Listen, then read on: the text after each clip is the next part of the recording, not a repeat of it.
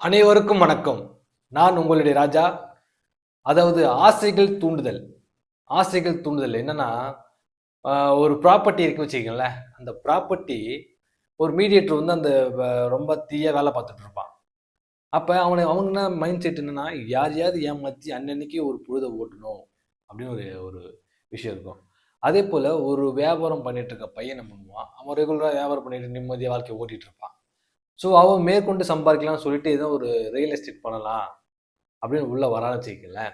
அந்த பையன் ஒரு ஆடைகளும் அவனுடைய வச்சிருக்க வாகனமும் அவனோட தோற்றமும் பார்க்கும்போது அவன் வியாபாரத்தில் டெய்லியும் வர அந்த வருமானத்தையும் பார்க்குறான் அந்த மீடியேட்டர். ஸோ அவன் என்ன பண்ணுவான், அதை அவனை பயன்படுத்தி எப்படி இந்த இடத்துக்கு வேலை பார்க்கலாம் அப்படின்னு பிளான் பண்ணுவான். அந்த இடத்த வந்து ஆசைகள் தூண்டுறது. இந்த ப்ராப்பர்ட்டி 10 கோடி போகும், இதில் நம்ம இவ்வளோ பணம் செலவு பண்ணாக்க இவ்வளோ ப்ராஃபிட் இருக்கு சொல்லும்போது இவன் என்ன பண்ணுவான், அந்த ஆசை பேராசை. ஏன்னா ஆசைகள் தான் அந்த உலகத்துல நம்மளுக்கு இருக்கிற எல்லா துன்பங்களுக்கும் காரணம் அதுதான், ஆசைதான். அந்த வகையில இந்த இவன் என்ன பண்றான், ஓ ஒரு 2 லட்ச ரூபா செலவு பண்ணாக்கா நம்மளுக்கு இவ்வளவு கிடைக்குமா, சரி ஒரு 10 லட்சம் செலவு பண்ணலாம். நம்மளுக்கு ஒரு ஒரு சொல்லுவார் உடனே, 10 லட்சம் செலவு பண்ணாக்கா எனக்கு ஒரு நான் 30 லட்சம் தரேன், 40 லட்சம் தரேன், 50 லட்சம் தரேன், இது 10 கோடி ப்ராப்பர்ட்டி. இவன் பேராசை. இவன் டிக்கெட் பண்ணி விட்றான், இவன் டிகர் ஆகுறான், இவன் டிக்கெட் பண்ணி விட்றான், டிகர் ஆகுறான். ஏன்னா என்னாச்சு, ஒன்று மைண்ட் மாறும். நம்ம எதுக்கு கஷ்டப்பட்டுட்டு இவ்வளோ உழைச்சிட்டு இருக்கோம், சரி ஈஸியாக பணத்தை போட்டு அப்படியே காரில் ஜாலியாக பெட்ரோல் போட்டு சுற்றிட்டு இருந்தா நமக்கு இது முடிஞ்சிச்சுன்னா விதிச்சு நம்ம அடுத்த லெவல் போயிடலாம் அப்படின்னு வந்து ஒரு பேராசை. அந்த பேராசையில் என்ன பண்ணுவான், இவன் வந்து பணத்தை கொடுத்துட்றான். இவன் என்ன பண்ணுவான், இவன் நல்லா பயன்படுத்திக்கிறான். ஆனால் அது ஒரு உப்புமா டாக்குமெண்ட்டாக இருக்கும். Document upma document, double document, forgery.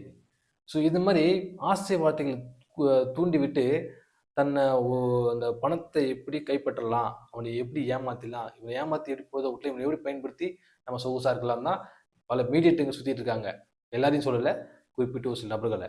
அந்த மாதிரி ஒரு விஷயம் போயிட்டு இருக்கு. அதே போல ஒரு சினிமா பண்ணக்கூடிய ஒரு இயக்குனர் வச்சுக்கங்களேன், ஒரு படம் எடுக்கணும் அப்படின்னு நினைக்கிற ஒரு ஒரு ஒரு சினிமா ப்ரொடியூசர்கிட்ட அப்ரோச் பண்றாங்கன்னா, அந்த சினிமா ப்ரொடியூசர் என்ன பண்ணுவோம்னா, தன்னுடைய நேரத்தை அந்த செலவிடுறதுக்கு யாருமே இல்லைன்னு சொல்லிட்டு இந்த மாதிரி இயக்குனரை கூப்பிட்டு கதை கேட்கறது. கதை கேட்கறது ஏன்னா கூட இவங்க கூட டைம் ஸ்பெண்ட் பண்ண யாரும் ஆள் இல்லை. அதனால டைம் ஸ்பெண்ட் பண்ணுறதுக்கு ஒரு சினிமா கதை கேட்கறது. அப்புறம் வந்து ஒரு சாப்பிட போகும்போது கதை சொல்ல வச்சுட்டு சாப்பிட்றது. அதுக்கப்புறம் ஏன்னா லாங் போகணுன்னா டேரக்டரை கூப்பிட்டு காரில் வச்சுக்கிட்டு கதை சொல்ல சொல்லிட்டு இது கார் ஓட்டிட்டு ஜாலியாக போயிட்டு இருக்கிறது.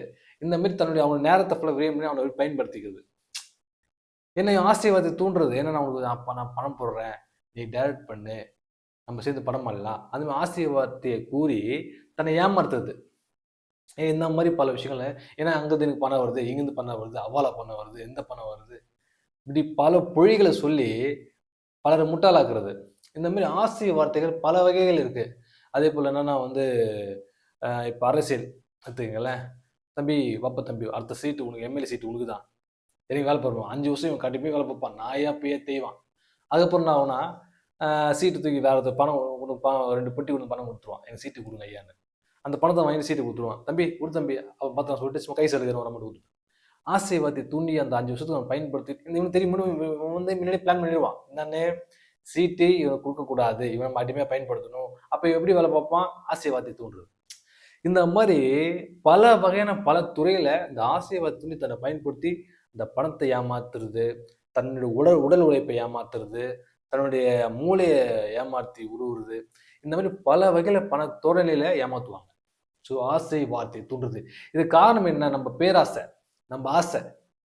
நம்ம ஆசை தான் நம்மளுடைய எல்லா துன்பங்களுக்கும் காரணம். காரணம் என்னன்னா, நம்ம பேராசையில மாட்டிக்கிறோம்.